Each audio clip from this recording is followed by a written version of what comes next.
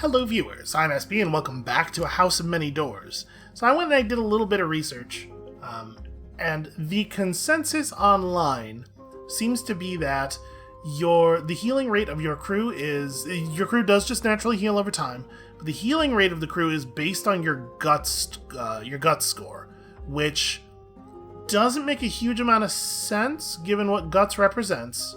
And also, as far as I can tell, is not written in the game anywhere. I don't remember seeing it.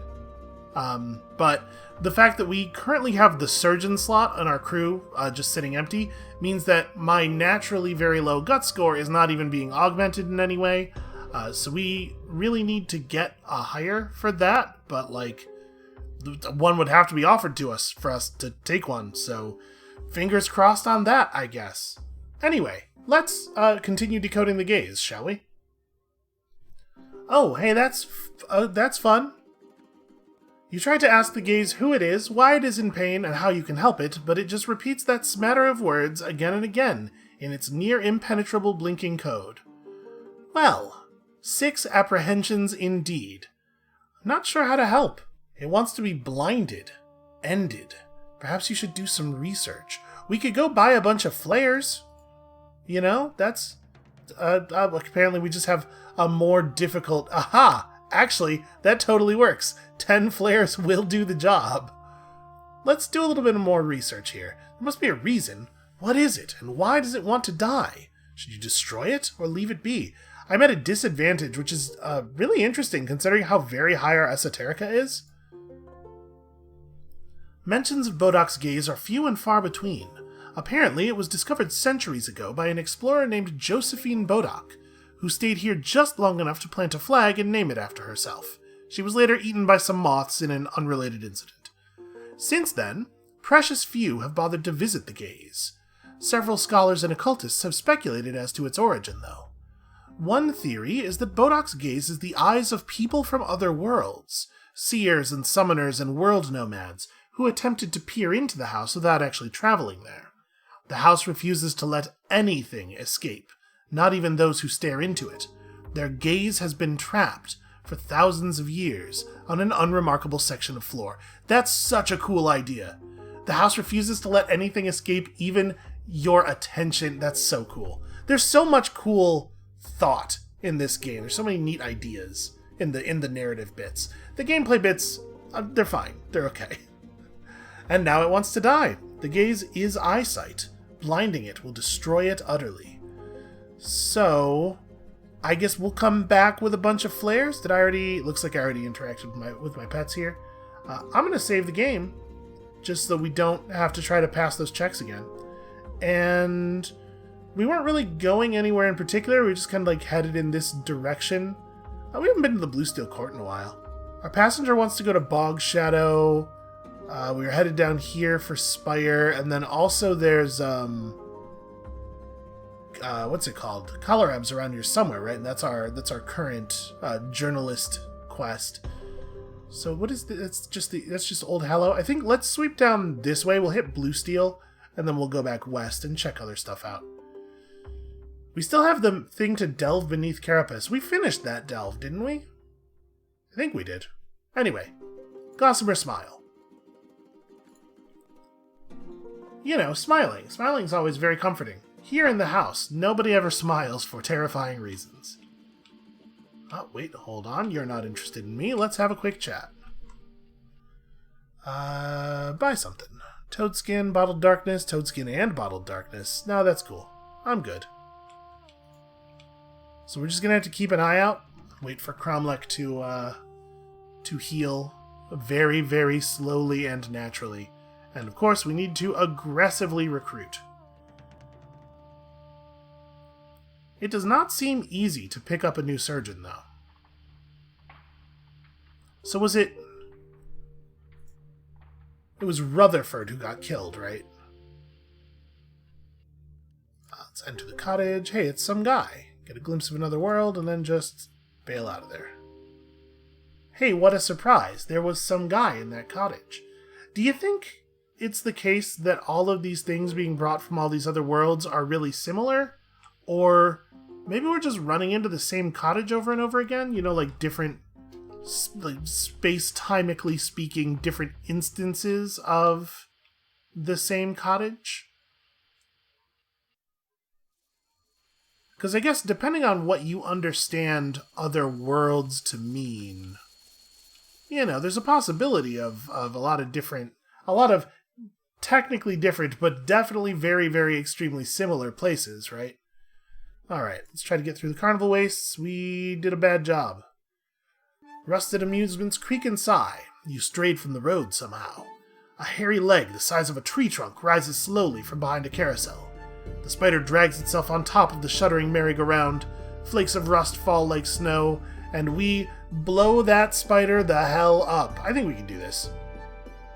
Nope, I suffered hull damage. It lumbers toward you, a vast thing out of a nightmare. You ready your cannons. Your opening salvo blasts a leg to sticky smithereens, but it keeps coming at a frenzied hobble. You don't have time for a second attempt. The spider is upon you, giant mandibles gnawing at your hull. Slavering mouthparts tear through your hull and pluck one of your guards from their station. The spider scuttles away with Adam Crumb clutched still screaming in its jaws. Well, that dude's got the red shirtiest name of all time. He had to know. Getting on board the Kinetipede named that way, he was gonna get et. Yeah, let's gather news. I will trade my news for your news. And then, I got a story for Lord Aranok. We got lots of stories. What do you think? We have a bunch of forgotten legends. And I don't know that we have a lot of other use for these. Yeah, I'll trade one of these in. 400 guineas, not bad. And also 3 favor. A story unlike anything I have heard. There is genuine wonder in his voice. Thank you. Hey, not bad. We're actually getting pretty close to the 6,500 for that armor. We could maybe make that happen right here. Let's see, we could curry favor. That's right. We don't get to trade his favor for very much, unfortunately. And there's nothing that we want to hold it for, right? Like, we don't have an option here anywhere that's like... Yeah. Don't have an option that unlocks with us having 10 favor or anything. Well, let's explore the carnival wastes. Nothing exciting happens. Preach the word of Angle Crab. Nothing exciting happens. I mean, we knew that. Do I want to try to buy the thing? Because we could just get the scab matter going. What is the text on that thing? It just says hull armor. The congealed blood of gods is stronger than any metal. Any metal. Alright, we're going to hold out. We're going to try to make that happen. So then I guess we're pretty much done here. We don't need deadly poison. I don't even know what you would... Yeah. I think we're good. Out to the west. There's a strange town built inside a giant foot. Wait, is that right? Do we know about Giant Foot Town? Penitent's Bluff is not a giant foot town, is it? Maybe we should just drive west for a little while. Are we? Yep, that does put us over. Where is my lumber stock? You know what, to be perfectly honest, I'm just going to burn all of the lumber right now. Let's not keep having to come back here. Yeah, let's just head west for a minute. We're not that far from where I think the western boundary of the house is, approximately, so we'll hit a wall at some point. And we'll just spend all this money that we have on improvements to the legs, rather than armor. Plus, it feels very cool to have armor that's made from the blood of gods. Seems like a significant thing. Ooh, scandalous gossip for Frogbit Smut. One of their crew members laughs when you point at it and tells you there's no point going there. Well, that's very interesting. Ask to buy a thrall. No, I'm good. Thanks. Frogbit Smut. Huh. Alright, well, I'm gonna go to the west edge, and then we'll come back and we'll hit Frogbit Smut. We'll, do Penitent's Bluff, then Blue Steel, then that. There are still fascinating places to discover. Out here in the nightmare of the house. One of these days, we're gonna find some angel wine. Ooh. Gross Fathom. Beneath a crude drawing of a mosquito. Okay. Maybe all of the parts of the house are really densely populated and I just hadn't been seeing all of the settlements so far. This trip has been really working out for us, though. How about you? You got anything? No. Yeah, my guts score is bad news. I didn't realize guts was going to be so important.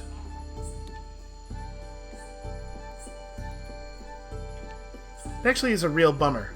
Because I would like to be able to roleplay a character who's just not any good at fighting.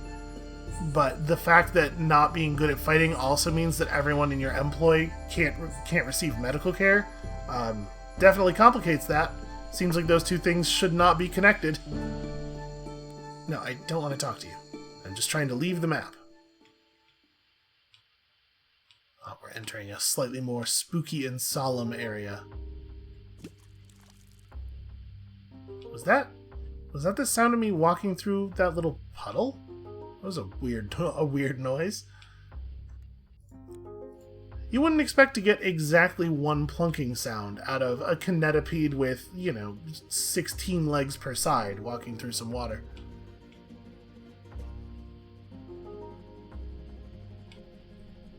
Okay, so we have found the edge, and it's not a particularly interesting edge. Well, at least now we know where it is. Not blue doors. Alright, so how far east do we have to go? Did it line up? It did. It did approximately line up. I guess we should cut south a little bit here. So yeah, probably the map area is just a big rectangle. That would be my guess. We do need a new guard. Very important that we don't end up short on guards. Although, we have the weaponry, our combat style doesn't have to be guard-based. I suppose we could just shoot people. Let's donate some guineas. It's just very close to free sanity.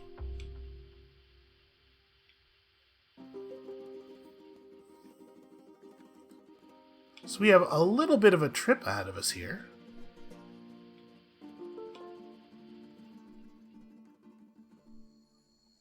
I think that we've only ever been able to recruit people in the cities, right? I would love to be allowed to move in a sensible way here. Well, we are definitely going to get... Come on. Definitely going to get intercepted. And the heartlight being off doesn't really seem like they very clearly already can tell where we are. Yeah, the train is so unwieldy when it's this big. It actually really sucks.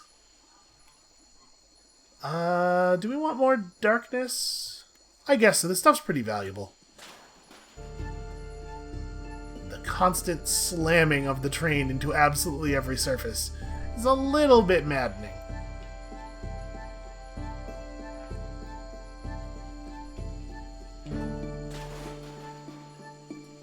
No, that beetle is in fact coming after us.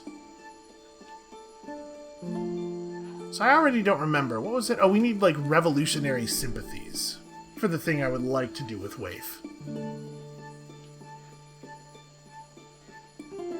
You'd think that we would have some revolutionaries on our side. We would at least, know some or something. I feel like I've put a lot of effort into being pretty anti-government in most of the different governments of the house at this point.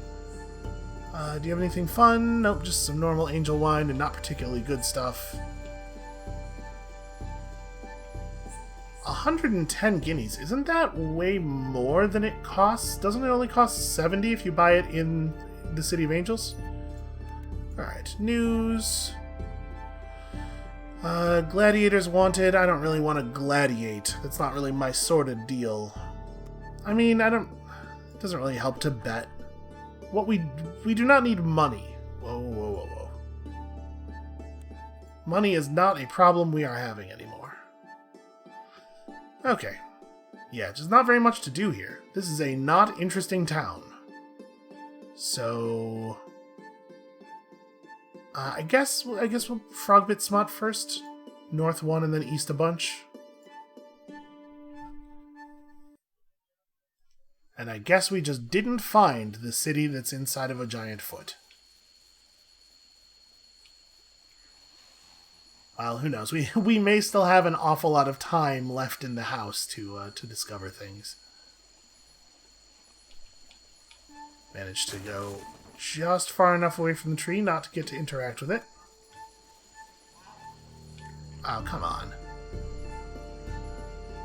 I wish it would either stop you immediately or not stop you at all. I don't know why it bugs me so much that you can move a little bit and then it stops you, but it really does. I find it weirdly annoying.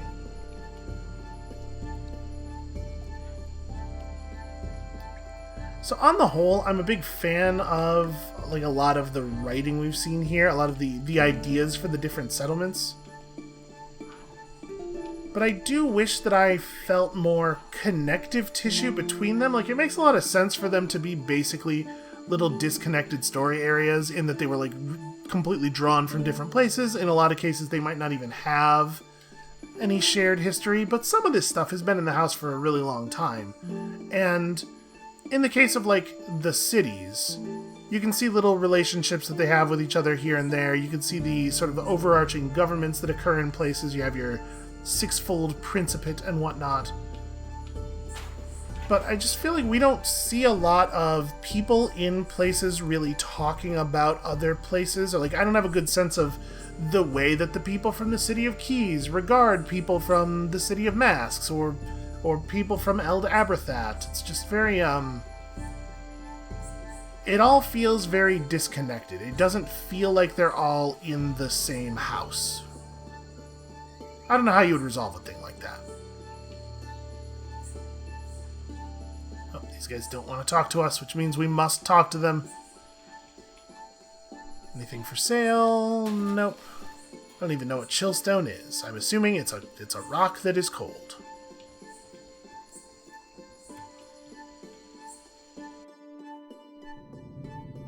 Alright, Frogbit Smut. Oh, it's just a Mycena village.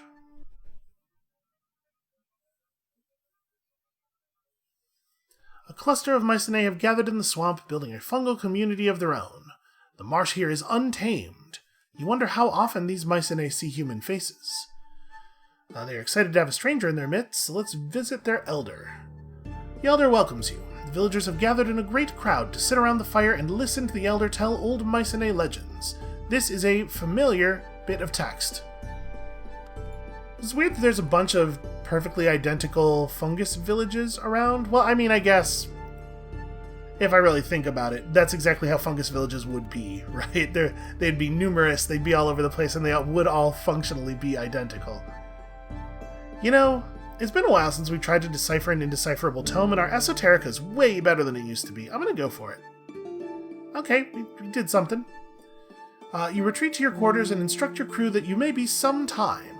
You work feverishly on the tome, day and night, scribbling hundreds of pages on notes on the structure of its language. Understanding blossoms, eventually, in the sodden earth of a dozen mistakes. You find similarities with other obscure languages, and working from those you are gradually able to tease out meaning. The book concerns matters of the occult that have long been lost to time. This explains the sensation you had, that the book was resisting your attempts to translate it. Studying it has implanted some paranoid worm in your brain, which won't stop wiggling. So we lost Divine Reproach with Nahash. I don't think we know anything about Nahash. And it turned out to be an ancient grimoire. Are they all ancient grimoires, I wonder? If we pass the thing, or might it have... Okay, we got a volume of poetry and a romantic encounter. Huh. Sorry, I had a romantic encounter with the book? Understanding blossoms, you find similarities with other obscure languages. You are startled to discover that it is a book of intensely erotic poetry. Okay, yes, I had a romantic encounter with the book. Listen, it was very erotic.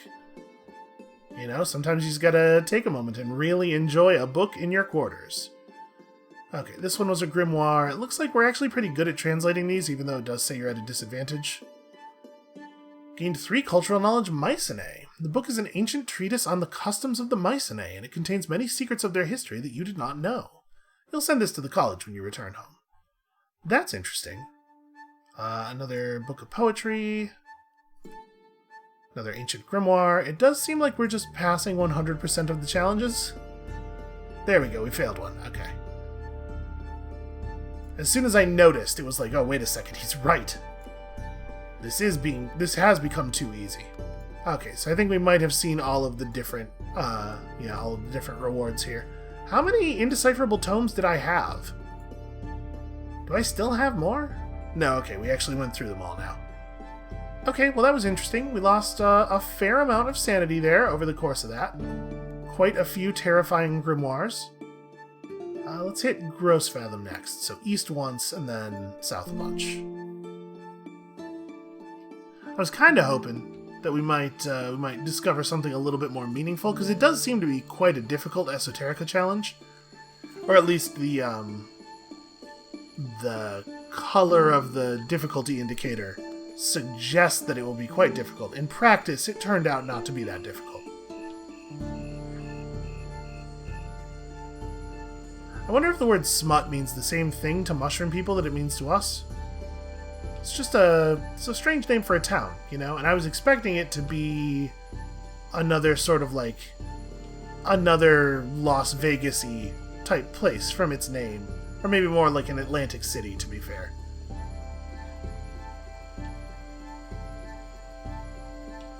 God, I hate the giant wasps. So very, very much.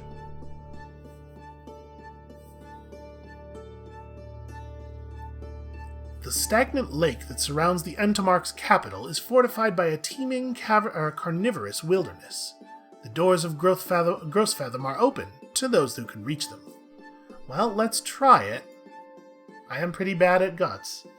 This is it, the swarming dark epicenter of the swamposity that has filled this part of the house. Your Kinetipede's legs sink hopelessly into the squelch, and you are forced to proceed on foot. You've been walking for far too long. For how long? Has it really been days? Who can tell in this unchanging light? You're hopelessly lost, and there is no end in sight. Eddie Harrison is suffering the worst. He complains bitterly about the bugs, the blisters, the leeches, the mud that eats boots. Finally, he just stops and collapses onto a log, pale and shaking. He begs you to leave him there. He'll catch up, he tells you. Okay, obviously, I'm gonna just cheer him up a little bit. You know, he just needs an enthusiastic prodding. It takes a great deal of smiles and slaps on the back, but you finally get Eddie Harrison on his feet. You sing songs with him as you march to keep his spirits up. We spent 4 days lost in the swamp, but we found it. Gross Fathom is defiantly drab, a squat tower on a sliver of dead land, huddled by sad hovels. So, the Queen invites you to her tower. We do have some of Lady Bluesteel's favor and Lord Aerodoc's favor, so I guess this is a thing that's useful for. There is no pageantry in Queen Sabbatha's throne room. The banners are tattered, the candles are unlit. 3 giant mosquitoes, too bloated to fly, fight over a saucer of blood in the corner. They have pink ribbons around their probosces. The Queen herself is pallid and gaunt. Her eyes gleam with energy and intelligence, but the face they stare from looks dead. One side of her neck is afflicted with a bristling black growth. Ugh. I hear Lady Lucanid is quite besotted with you, says the Queen. There are certain tensions in the Entomark that a well-connected foreigner like yourself would be in the perfect position to influence. You are so pleasingly unaffiliated, you understand. This right here is exactly the kind of thing that I felt was kind of missing. It's actually quite eerie how I made that complaint and it was immediately addressed. What do you mean by tensions? Thralls, says Queen Sabbatha, with the air of someone completely sick of the word. All visitants who appear in the Entomark are taken as slaves. The practice is barbaric, and I aim to eradicate with a steady regime of reforms and legislature. But the constitutional process is not rapid enough for some people. To push these reforms through any faster would mean civil war, bloodshed like the Entomark has never seen. Yet still Lady Thespian pushes for immediate abolition. I mean, it seems like there's an awful lot of bloodshed going on now, it's just not, you guys. So, who is pushing to keep their thralls? Well, the economy of Scornvaunt relies on thralls, she says. Lady Scorn will fight all reform until her dying breath. Lady Lucanid and Lady Papillon will both support the keeping of thralls too. The two sides were evenly matched until Glitterberg fell to plague. Now that the abolitionists actually stand a chance of winning, the threat of war grows more real by the day. Okay, and what do you want me to do about it? She reaches out a hand and makes a soft cooing noise. One of the giant mosquitoes shuffles over to her, dragging its belly, and nuzzles her shins. That's kind of an adorable image, a little bit, even though I find mosquitoes deeply creepy. "Go and speak to as many of the factions in this conflict as you can," she says. "Push for peace. Failing that, at least try to ensure the sides are too evenly matched to risk war. If you fail, thousands will die." The mosquito crawls onto the queen's lap. Its proboscis latches onto her cheek, and she smiles down at it fondly. Then she waves you away, and the mosquito's proboscis bulges and reddens. I don't know if she can withstand that, my dude. Also, again, she's like, if you fail, thousands from the upper classes will die. We should definitely push through the reforms slowly, so that it's just thousands from the underclass that are continuing to die. I'm in favor of the war, to be perfectly honest with you. I think we should do whatever we can here. Let's ask Queen Sabbatha's spy mistress for her assessment of each side in the war and see how we could possibly sabotage one of them. Queen Sabbatha's spy mistress is a plump elderly woman with a pleasant smile and a glass eye. She sits with her grandchild on her lap while she discusses her network of spies and assassins. Well, hopefully her grandchild doesn't understand what we're talking about. "Lady Scorn has a full battalion of wasp riders under her control, of course," says the spy mistress, "as well as the beetle cavalry of Carapace, the Icarian Ghast mercenaries, and the honey-mad legions of Caloram, who will never betray their alliance with her. And on the abolitionist side, we have the Mantis warriors of Penitence Bluff, the Dragon Knights of the court, and, well, that's about it. Lady Scorn is currently far too powerful," she says. "She will be eager to declare war. You must sap some of her support before it is too late. I am all about that. Let's do that thing." She bounces the infant on her knee and smiles. For just a moment, you think you see a glint of fang. I mean, that's not that much weirder than anything else that's going on.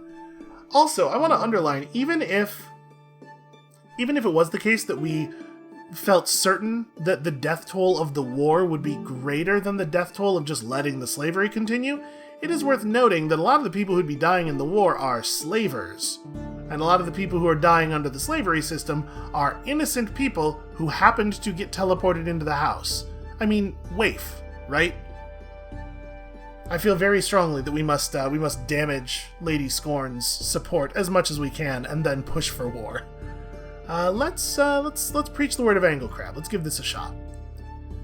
The serfs watch you with dead-eyed incomprehension. When you're finished, they return silently to their hovels. Well, I tried, you know.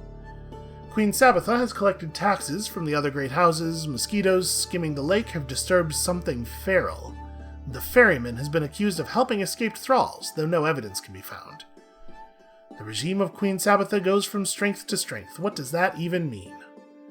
Let's explore the depths of the swamp a little bit, and then we're probably going to want to actually do some resting and recovering here. Your crew hack a path through a tangle of vines. A mudwight slopes away at your approach, apparently unnerved by your numbers. A monkey leaps whooping over your heads. Grossfathom is a treasure trove for natural philosophers. You spend the majority of the expedition catching glittering insects and putting them in a jar for later examination. Cool. Have we ever seen a use for a rack of pinned insects? I don't think so. And then, yeah, looks like there's not a lot else to do here. Let's chat with Waif, and then spend some time resting and recovering a little bit here. There's only one watering hole in Grossfathom, and the patrons stare at you with such hostility that you quickly retreat. You take your crew to the dock instead, fishing for hideous Grossfathom fish. You are soon having a good time, despite the wretched surroundings. Okay, you feel better already, although all the fish are... Yeah, I would not attempt to eat any of that stuff.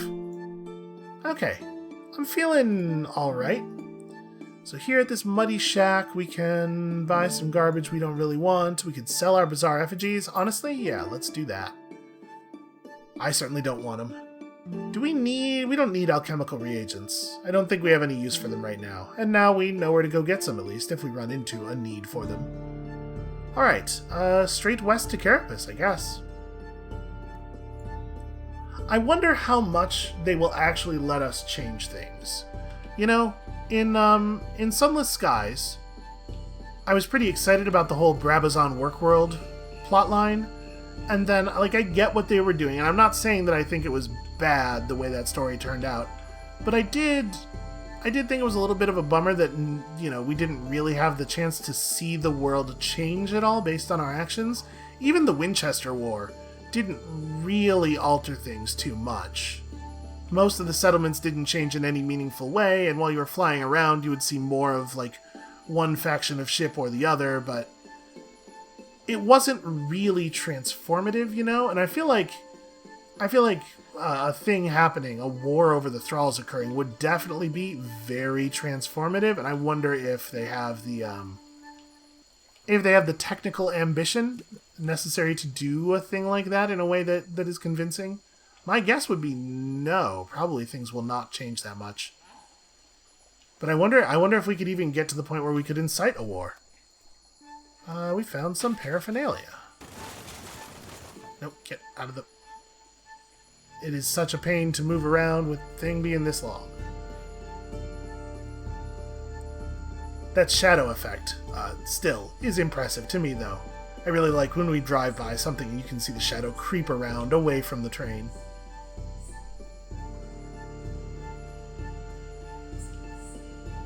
Plus, there is also the issue that I would like to see Lady Scorn fall, just because giant wasps, you know, like, why do such a thing? Only a villain. I'll ask how we got here, and then just back away slowly. Thanks for the glimpse, you fool. Oh, these guys are after us.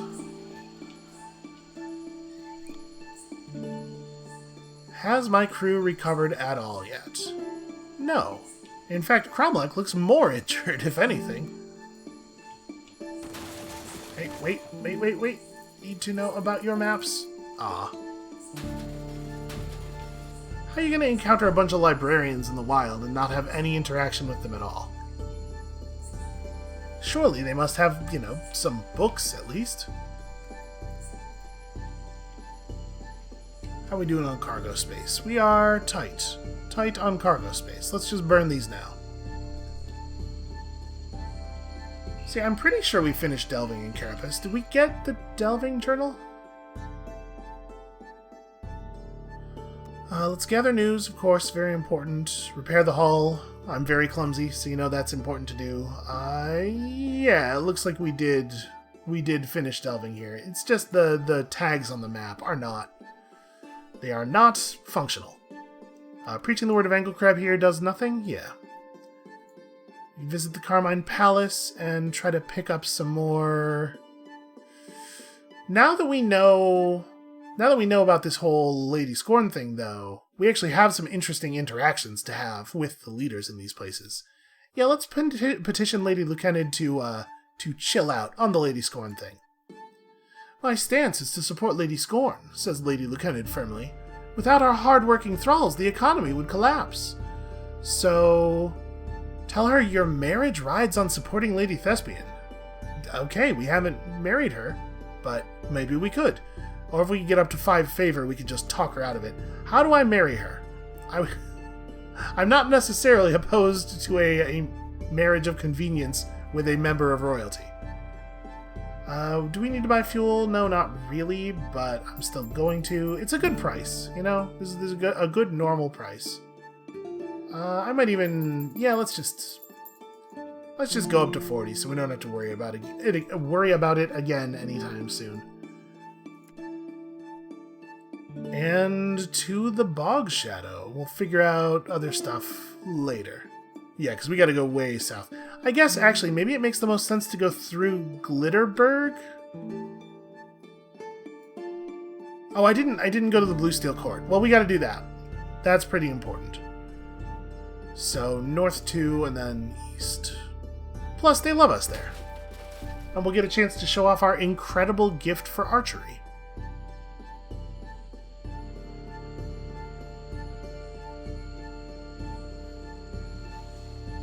But it does seem that the rooms are very frequently much taller than they are wide, doesn't it? I guess that's...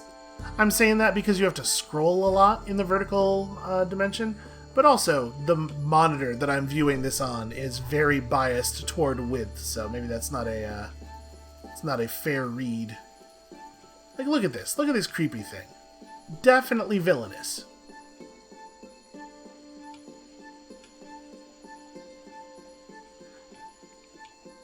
Alright, let's get a little bit more lumber. She can never have enough fuel, apparently. I wonder how much fuel we would have to buy to just never have to worry about it ever again for the rest of the game.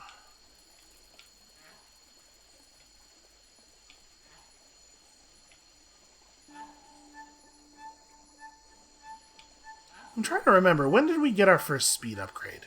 Because it feels like it has been the case that we have always been able to just run away from combat rather than ever having to worry about it. I'm wondering, did I buy a speed upgrade early and that's why we've never had to worry about actually fighting?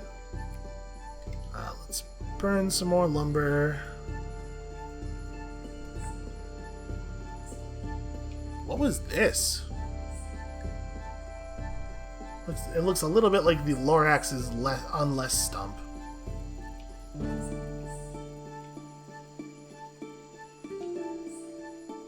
I guess they don't want to force you into combat, is why all the enemies are easy enough to escape. Because, you know, combat does have some pretty brutal consequences sometimes. Wow, we didn't get an interaction on that at all.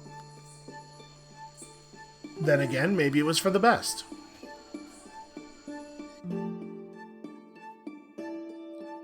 It has been a while since we have been back in the Blue Steel Court. Let's gather news, of course. Let's compete in the tournament. You know how I love to compete in the tournament. A little bit of archery. Hey, what a surprise. No one can match you. We're incredible at archery for some reason. Ooh, if we had more cultural knowledge, we could participate in a traditional dance. Failed the Guile challenge. That's a shame. We're very unlikely to successfully compete in the melee, but I guess I'll try. Oh no, we did it. You wade into a sea of thrashing swords and limbs, and, 2 broken noses and 3 unconscious knights later, begin to appreciate how much damage can be done with a wooden sword. By the time the melee draws to a close, you're sore all over, especially the muscles in your arms. For hours you've been chopping down foes with the groaning rigor of a lumberjack chopping wood. It takes you a long time to realize that you've won. You stand alone in a field of broken blades. That's a shame. We could totally have won the tournament if that other thing had gone a little bit better. Alright. As the 3rd day of the tournament reaches its end, you place 2nd in the entire tourney. 2nd amongst hundreds. Your reward is a pouch of gold and a symbolic position at court as the bearer of the banner. The greatest cheers, of course, are reserved for the champion, Baroness Vermilion, adding yet another tourney win to her record. I consider this a very respectable result. Let's go have a chat with Lady Bluesteel.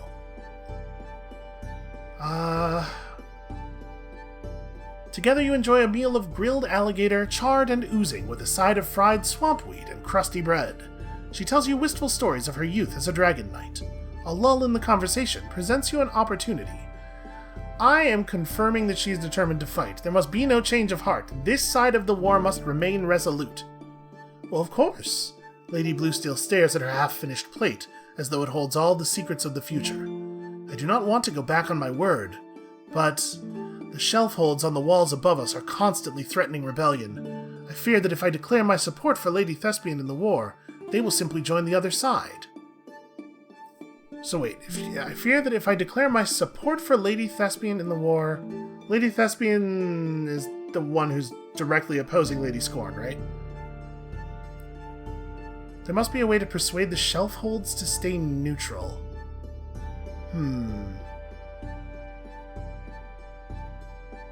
Yeah, there must be a way to persuade the shelf holds to stay neutral. We need this side of the war to feel strong. Well, I had already planned to send a diplomatic sortie up to the shelf holds, says the lady, picking a squirming grub from the dessert plate and delicately biting its head off. Perhaps you could accompany them. Anyone who can persuade them not to rebel when Bluesteel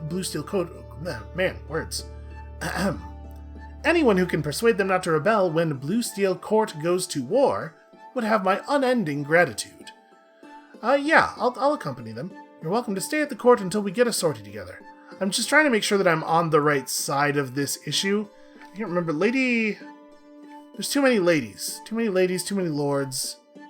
Actually, it is mostly ladies, isn't it? I can't keep things straight. Alright. Cobalt Knights on shimmer-winged dragonfly steeds. Firefly riders, their mounts burning like stars. A wizened philosopher, a juggler in motley, and Baroness Vermilion herself, the famous Dragon Fury. Bluesteel Court Bluesteel Court has prepared quite a delegation. I keep reading ahead a little bit too quickly and starting to put sounds from future words into the words I'm still saying. I would like to ride with Baroness Vermilion. When you ask to accompany her, the Dragon Fury nods once. The Shelfholds will never be brought to heel, says the Baroness. She hasn't spoken since you first descended, and she has to shout over the monotonous drone of the dragonfly wings. They are traitors, exiled for good reason. If you ask me, we should slaughter the lot of them before we even consider fighting a war outside our borders. She falls silent. The knights behind you are joking and laughing. If I press the issue, what do I think is going to happen? I wish I had a better understanding of the political situation here, like who exactly it is in the Shelfholds. I'm going to keep my mouth shut until we actually talk to them. The delegates from all the Shelfholds have agreed to meet you on Jardugar, the largest and lowest. Still, the court from here is a blue speck, and the swamp a faded green carpet dancing with mists. The foremost delegate is a tall, handsome, strikingly blond man, wearing ragged finery. He steps forward with hand outstretched. Noryan Lampire, he says. Brother of Baroness Lampire, of course. I remember. Baroness Vermilion's tone is so cold it's a wonder Noryan doesn't step back. She dismounts from her exhausted dragonfly. Please, follow me, says Noryan. I have a number of demands I wish to make clear from the outset. The shelved exiles live in squalor. You pass men and women in threadbare rags, and infants playing in filth. The talks go round and round in circles for hours, getting nowhere. Noryan's demands are ludicrous. Full pardons for everyone on all Shelfholds, the demilitarization of the court, huge amounts of gold, the charms of the diplomats, the subtle words of the philosopher, even a little light juggling, all fail to sway him. As the stalemate becomes obvious, Baroness Vermilion leaves the hut. The talks grind to a halt 20 minutes later as you hear noises outside. Battle cries, screams, steel clashing against steel. What's this? Noryan stands, the veins in his neck pulsing. Treachery! As he reaches for his sword, Baroness Vermilion bursts through the door, a squad of her knights behind her. The blood has made her blue armor red. She does not bother to monologue or boast or explain herself. She simply charges at Noryan, so fast his expression has no time to change from outrage to terror. Well, I don't think it would be a good idea to jump her. That's gonna end poorly. We can try to talk her out of this. I wish I had a better sense of why exactly these people were exiled. They're called, it's been said that they were traitors, but in what way? Because that's going to influence whether I'm cool with them mostly getting murdered or not, I think.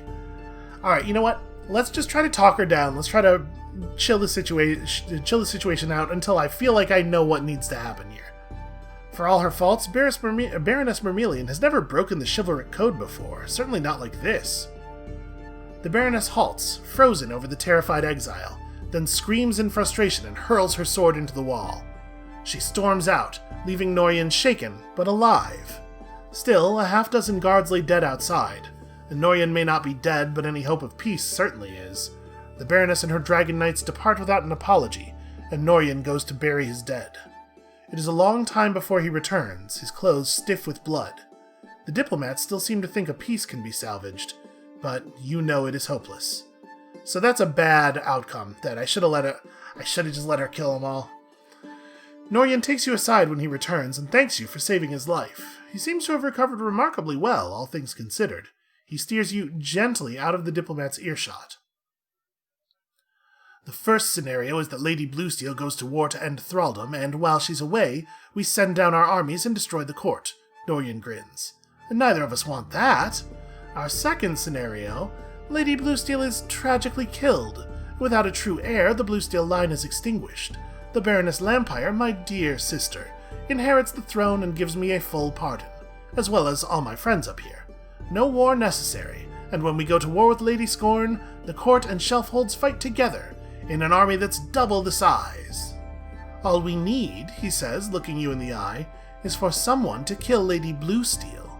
Ideally, someone she trusts. Oh boy, how can I be sure you'll actually go to war with Lady Scorn? Believe it or not, pardoning over 20,000 exiles, some of whom have lived up here for generations, will not be a popular move, says Norian. There is massive public support for the war against Lady Scorn. To abandon it would lose us any shred of credibility and lead to surefire rebellion. I don't see a reason that Lady Bluesteel deserves to die, and it sounds like she's kind of on the right side of all of the issues that we understand her position on. Again, I really wish I understood why these people were exiled in a little bit more detail, but Lady Bluesteel doesn't deserve to die. So are all the thralls currently tormented in Scornvaunt, says Norian. Lady Bluesteel is more used to them dead than she is alive. He makes an interesting point. Maybe we could just talk her into pardoning everyone?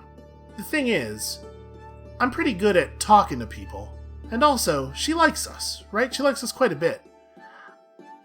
I'm worried that if I... Man, it's tough to know what the outcomes are going to be here. Speaking from a perspective of understanding the scaffold of the game design that is wrapped around this narrative. I'm going to tell him I'm not interested. Well, if I tell him I won't do it, then he's just going to try to get somebody else to do it, probably. If I tell him I'm on it, then it's likely that he won't attempt anything, right? He won't attempt anything else. He thinks it's under control. And then I'm hoping that if we say I'll do it, we can go back to court and continue to interact with her without doing it. Just lie to him. I'm going to say I'll do it, but I want everyone to understand I'm lying. I hope the game understands as well. Norian claps his hands. You will not regret it. This is why the loving gods brought you to me. The diplomats return at this point, and Norian falls silent with a wink. After days of tedium, the talks peter out. Your sortie returns defeated and despondent to Bluesteel Court. Nothing has changed, as far as they know. Yeah, I'm not going to try to kill Lady Bluesteel. But I would love to try to convince her to pardon the people. It looks like we do not really get an option here. Alright, well, I'll just have a pleasant conversation with her. We can certainly get lots more Lady Bluesteel's favor. We're very good at accumulating that. So we don't have any more right now. It's easy enough to earn it. I was just trying to figure out. This is actually not a bad reward, now that we know we have a thing that we need 10 flares for. Preach the word of Anglecrab. Yeah, nothing happens. Okay, I guess we're done here for right now. I definitely do not want to assassinate Lady Bluesteel. Costs 1 Lady Bluesteel's favor. You would think it would cost a lot more favor than that.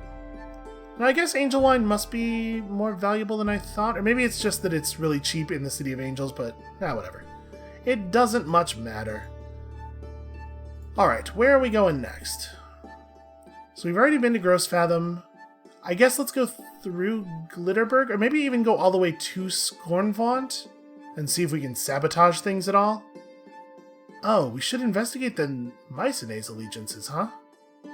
Actually, we might want to do a quick, sweep around. Yeah, alright. Here's what we're going to do. I'm going to drop us down to Glitterberg, then we're going to come to here, then we'll sweep back through these villages before heading to Bog Shadow and continuing the route we were intending to take. So, west 1, south a bunch.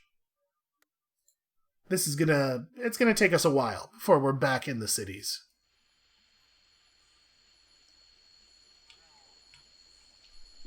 How's Cromlech doing? Still horribly injured. Turns out, very, very poor guts.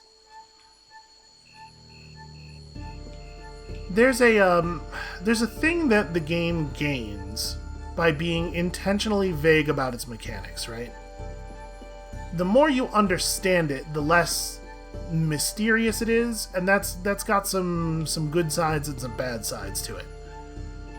But I really, really do wish that there were some things like the healing stuff that were more explicit. Not just the fact that guts maybe affects your healing. Again, I just read this on the internet. Who knows if those people even know what they're talking about. But secondly, just having an understanding of the numbers involved.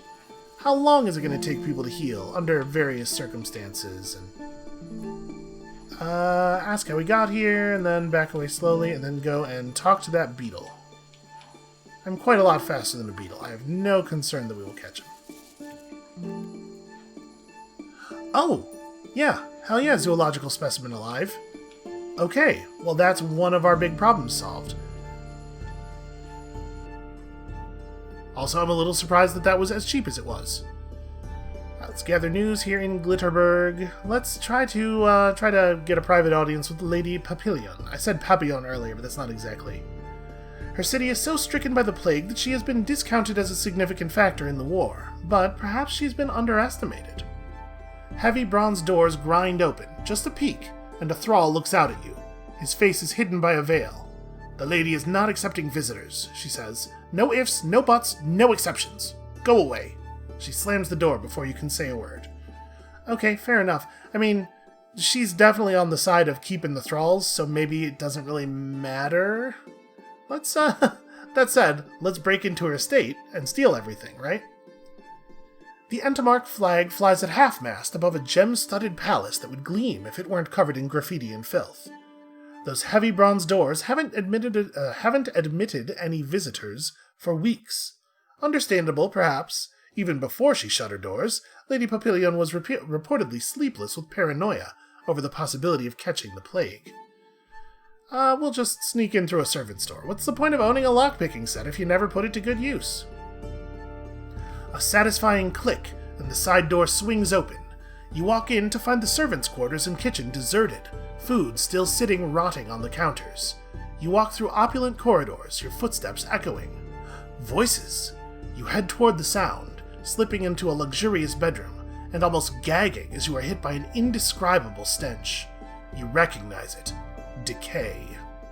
Pulling down the covers on the four-poster, you find a female corpse in a nightgown, rotted almost to the bone. Clouds of flies erupt from it, disturbed, before settling again. You creep toward the other door, through which you can hear voices, and press your eye to the keyhole.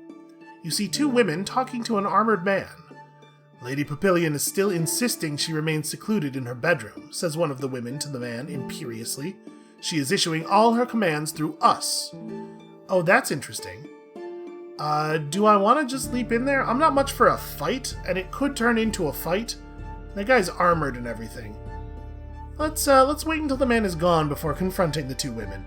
If we're gonna interpose ourselves in this situation, I think stealthily is the way to do it. You open the door and step out into the drawing room. The two women stare at you in abject horror, and now they are turned around, you recognize them as Baroness Splendor and Baroness Arian. Splendor is tall and imperious, with a beak-like nose and closely cropped hair, while Arian is very small, rather plump, and beautiful in a soft sort of way. I recognize these people, do I? Baroness Arian draws herself up to her full 5-foot height and pokes you in the chest.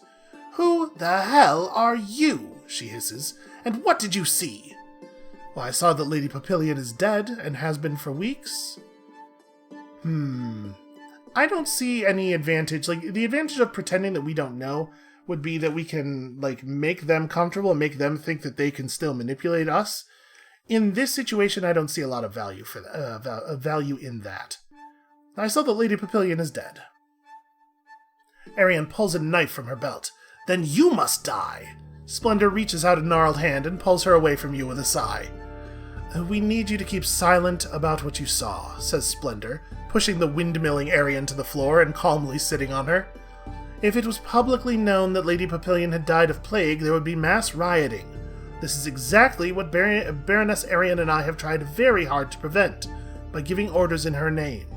So what do you want in exchange for your silence? Money? No. I demand that you send your armies to fight for Lady Thespian." Ah. Splendor reaches the side... Splendor scratches the side of her impressive nose. The plague has halved our fighting strength, and we need all the soldiers who remain here to preserve the quarantine. If we send them away to fight, our infected citizens will break through the barriers. They could spread the plague to the whole of the Entomark. Yeah, that's not great. The thing is, I don't really need the money, and I feel very strongly about this other thing. I insist that you support Lady Thespian in the war. Baroness Splendor pinches the bridge of her nose. Fine. We'll send every soldier we can spare to support Lady Thespian when the time comes. I hope you are not dooming us all. Send our troops to support the freedom of thralls, demands Baroness Arian, eyes wide with outrage. Have you taken leave of your senses, Elizabeth? The alternative is that we lose our heads, snaps Baroness Splendor, and a servant escorts you out. I think we did a good thing here. Should we tell Baroness Carnia that Lady Papillion is dead? I think that weakens our position a little bit. I'm gonna not do that. I'm gonna volunteer to help fight the plague. Just do my best. Pass the guts challenge. Turns out sometimes you can. Alright, and then, they want medicinal herbs, right? I think we can sell our herbs here. Yeah. I don't think this is a very good price. But I also am going to sell the herbs because I feel like they should have the medicinal herbs. They cannot cure the plague, but they can ease the symptoms. Just seems like the decent thing to do. In fact, really, we should have donated them. Alright. So now out to the Scornvaunt. I do so hate Scornvaunt. Obviously, we're not going to be able to convince anybody of anything in Scornvaunt, I don't imagine, but we might be able to sabotage. I'm up for an act of sabotage.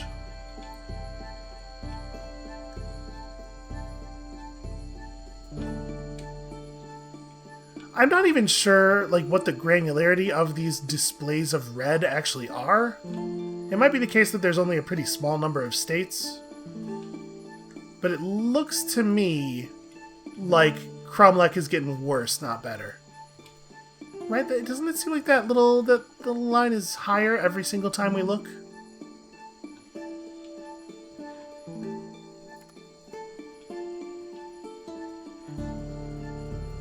Alright, desperately flee from the spider. We haven't actually seen any Mantis soldiers yet, but they were definitely mentioned. I would like to see some Mantis soldiers, please. I think that would be pretty cool. We must almost be there.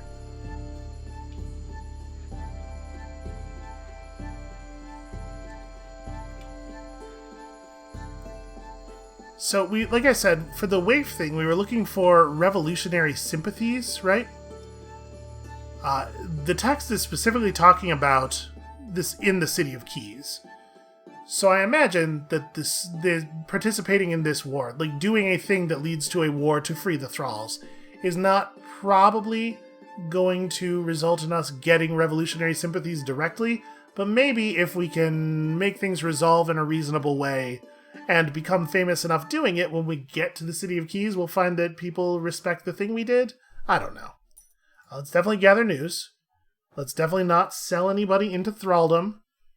Uh-oh. The deeper you venture into the hive... Alright, trying to preach here is a bad time. Flee. Find a human place.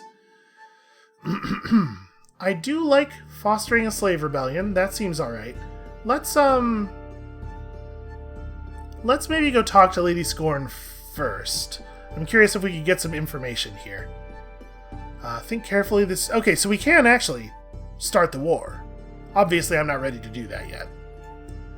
The thrumming beat of wasp wings is a noise that drives out thought. Lady Scorn's throne is a spiked honey crystal magnificence, placed beneath one of the open tunnels into the hive. House-sized wasps whirl overhead without concern for the pomp and ceremony below. I hate this very much. I only want a war with Lady Thespian that I can actually win, declares Lady Scorn. She is surrounded by dozens of collared thralls, holding trays of food or fanning her, or simply serving as exotic novelties in colorful clothing. Ignore what the Blood Queen told you, and win people to my side. I don't expect you to do so out of the goodness of your heart, of course. A thrall appears, hauling a wheelbarrow heaped with gold. 10,000 Sevian guineas, declares the lady. Recruit factions to my side, or at the very least keep them neutral. When the war is won, all this will be yours. So, this would be... I don't know what they would have to offer you to make a player really want to consider acting on the side of the slavers, and it's entirely possible, I would even go so far as to say probable, that the developers don't want you to see this as a good deal. They know you're going to tend to want to do the other thing, and they're not trying to make any problems about that. But 10,000 guineas is just not that much money, you know? I've more than half of that just kind of like accidentally accumulated, and I've been buying things very aggressively. So this, I don't know what they would have to offer me for me to consider, oh, maybe we should fight on the side of the slavers here, but it's certainly not this. Who must I turn? Let's get her assessment of the situation. The Ikarian Gast mercenaries will work for whomever pays best, which happens to be me. The good Lady Lucanid will stand with me too, and of course the Confectorate will send forces from afar, lest they lose their precious honey. The rest are uncertain. Glitterberg has fallen to plague, otherwise it would support me. Lord Aranak is an abolitionist, but thankfully he has pledged neutrality, ensure that he keeps that promise. She smiles lazily. As things stand, though, we are still the superior force, despite the fall of Glitterberg. The Bluff and the Blue Steel Court have the finest soldiers in the Entomark, but they will be outnumbered 2-1. Well, I'm gonna, why don't you just avoid war and accept the status quo? I mean, I'm gonna just tell her I'm unsure. And then we're gonna try to foster a slave rebellion, obviously. The lucky thralls, the ones not swollen by wasp eggs, can expect to work in the honey mines for 12 hours a day and sleep in huddled masses on the pulpy floor. During the night, they are almost entirely unattended. The slave drivers have gone home to their families. You sneak in to discuss rebellion, but the thralls react only with fervent head-shaking. They suspect you have been hired by the slave drivers themselves to root out potential rebels. It has happened before. Okay, well, I mean, I'm going to solve this problem the way I solve every problem. I'm just going to talk my way through it. Your impassioned rhetoric doesn't exactly set them afire, but at least they seem to believe in your conviction and integrity. They tell you that a rebellion is already being planned. What they need is outside help. Someone to bring them weapons and gunpowder. That seems very doable. We know where to buy arms consignments. Where do we get gunpowder? You know what? I'll figure it out. Hurry away before the guards discover you. And then, I think we probably just want to bounce? Resting and recovering here is pretty expensive. We have lots of fuel. I don't think we need to buy fuel. Where would we be going? I guess we don't really need to go back to Gross Fathom, but I do want to get to Frogbit Smut. Yeah, I guess, actually, this is probably a good place to stop the episode, for right now. That is going to be it for us for today. Thank you all so much for watching. This right here, this is the kind of proper high adventure I was looking for. When you come back next time, tomorrow, we will continue to foment revolution. I will see you then.